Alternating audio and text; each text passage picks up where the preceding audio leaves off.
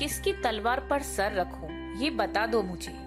इश्क करना खता है तो सजा दो मुझे। ए मोहब्बत की इतिहास लिखने वालों, मैं हर फै पे गलत हूँ तो फिर मिटा दो मुझे। कभी प्यार में बाजीराव की मस्तानी बनकर झूमी, तो कभी गोलियों की रासलीला पर रास रचाया, तो कभी पद्मावत में राणा की रानी बनकर घूमर डाला। देश की संस्कृति की बेहतरीन झलक प्रस्तुत की। हाय, नमस्ते, आदाब, Sat Shri Akal. Welcome back in our channel Bollywood snapshots. Bollywood lovers को दिव्या का प्यार भरा सलाम। जी हाँ दोस्तों, मैं आ गई हूँ फिर आपसे मिलने संडे स्पेशल टॉक्स लेके। आज संडे स्पेशल टॉक्स में बात करेंगे हम उसी मस्तानी की, जिसमें शरारत भी है तो नजाकत भी है, जिसमें एक बहादुर योद्धा की तरह जंग जीतने की काबिलियत भी है, तो कभी पद्मावत में जौहर दिखाने का साहस भी है। जी हाँ, दीपिका पादुकोण। आज हम बात करेंगे संडे स्पेशल टॉक्स में दीपिका पादुकोण के बारे में। दीपिका पादुकोण एक भारतीय फिल्म अभिनेत्री और मॉडल है और वर्तमान में वह फिल्म जगत की सबसे ज्यादा फीस लेने वाली अभिनेत्री है। उन्होंने हिंदी फिल्मों से ही अपने करियर की शुरुआत की और फिल्म जगत में उन्हें कई पुरस्कार भी मिले, जिसमें से 3 फिल्म फेयर अवार्ड भी शामिल है। दीपिका की फैमिली की बात की जाए तो दीपिका पादुकोण का जन्म 5 जनवरी 1986 को एक कोंकणी परिवार में डेनमार्क में हुआ था।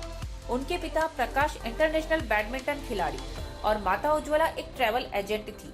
उनकी छोटी बहन अनीशा एक गोल्फ खिलाड़ी है। उनके दादा रमेश मैसूर बैडमिंटन एसोसिएशन के सेक्रेटरी थे। बाद में उनका परिवार रहने के लिए बेंगलोर गया और उस समय दीपिका मात्र 1 साल की ही थी। बेंगलोर की सूफिया हाई स्कूल से उन्होंने प्रारंभिक शिक्षा ग्रहण की और माउंट कार्मेल कॉलेज से यूनिवर्सिटी पढ़ाई पूरी की। बाद में Indira Gandhi national open university में सोशियोलॉजी में बैचलर ऑफ आर्ट की डिग्री हासिल करने के लिए दाखिल हुई, लेकिन बाद में मॉडलिंग में कैरियर बनाने के लिए उन्होंने इसे बीच में ही छोड़ दिया। दीपिका पादुकोण बेहद ही उम्दा अभिनेत्री हैं और उन्होंने कई हिट फिल्मों में कार्य किया।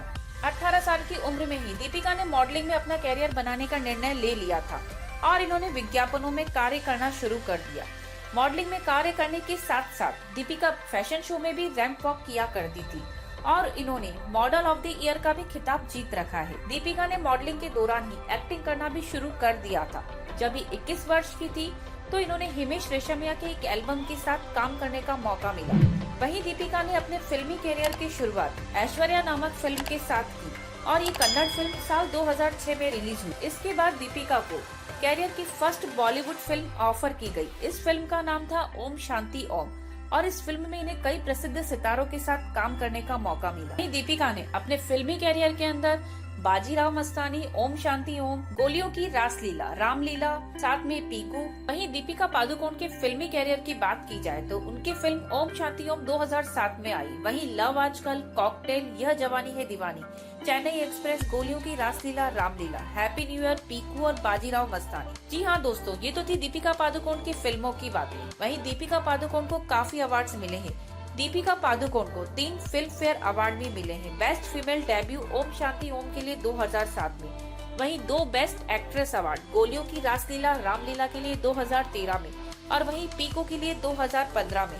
वहीं दोस्तों, दीपिका पादुकोण की अगर निजी जीवन की बात की जाए तो दीपिका पादुकोण ने अपने परिवार के साथ एक करीबी रिश्ता बना के रखा है और नियमित रूप से दीपिका अपने बचपन की यादों को ताजा करने के लिए अपने शहर बेंगलोर में अपने माँ, पापा और बहन के पास जाती रहती है। उन्होंने अपने एक इंटरव्यू में कहा था कि मुझे उनकी याद आती है, लेकिन मेरी खुद की भी एक जिंदगी है और जो मुझे होमसिक रहने से रोकती है।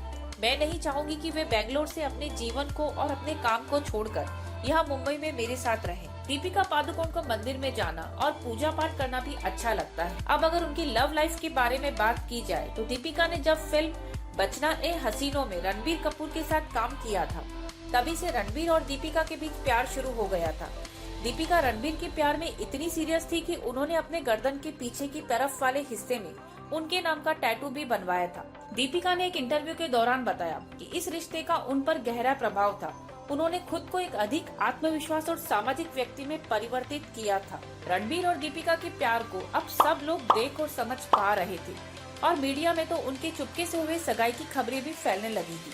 हालांकि दीपिका ने कहा था कि उनका अगले 5 साल के भीतर शादी करने की कोई इच्छा नहीं है और साल 2009 में दीपिका और रणबीर के रिश्ते की टूटने की खबरें आने लगी। वहीं साल 2000 में एक इंटरव्यू में दीपिका ने रणबीर पर बेवफाई का आरोप लगाया और बाद में रणबीर कपूर ने इस आरोप को स्वीकार भी कर लिया। दीपिका ने अपने उस रिश्ते को एक खराब समय सोचते हुए रणबीर से एक दोस्ती का रिश्ता बनाए रखने का फैसला किया, जो आज तक भी बरकरार है। काफी समय के बाद में उन दोनों को फिल्म ये जवानी है दीवानी में काम करते हुए देखा गया।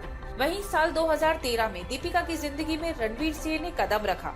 रणवीर और दीपिका ने संजय लीला भंसाली की फिल्म गोलियों की रासलीला रामलीला में एक साथ काम किया। रणवीर सिंह ने तो कई बार दीपिका के साथ हुए पहले नजर के प्यार को सभी के सामने खुल्लम खुल्ला बताया, लेकिन दीपिका इतनी जल्दी कोई फैसला नहीं लेना चाहती थी। उन्होंने इस बार थोड़ा वक्त लिया और धीरे धीरे उन दोनों के प्यार की खबरें मीडिया में जोरों शोरों से सुनाई देने लगी थी। इस साल 2017 में दीपिका ने घोषणा की कि वो और रणवीर सिंह एक दूसरे के साथ सीरियस रिश्ते में हैं। साल 2018 में रणवीर सिंह और दीपिका पादुकोण ने इटली के लेक कोमो में पारंपरिक कोंकणी और सिंधी समारोह में शादी की थी। यह जोड़ा पूरे देश में लगभग सभी का पसंदीदा जोड़ा माना जाता है और इन दोनों को कई सारे टेलीविजन विज्ञापनों में एक साथ काम करते हुए हम सभी देख रहे हैं। तो दोस्तों, ये तो थी दीपिका की लाइफ जर्नी की बातों का सिलसिला यहीं समाप्त करते हुए अब आपसे विदा लेना चाहूंगी।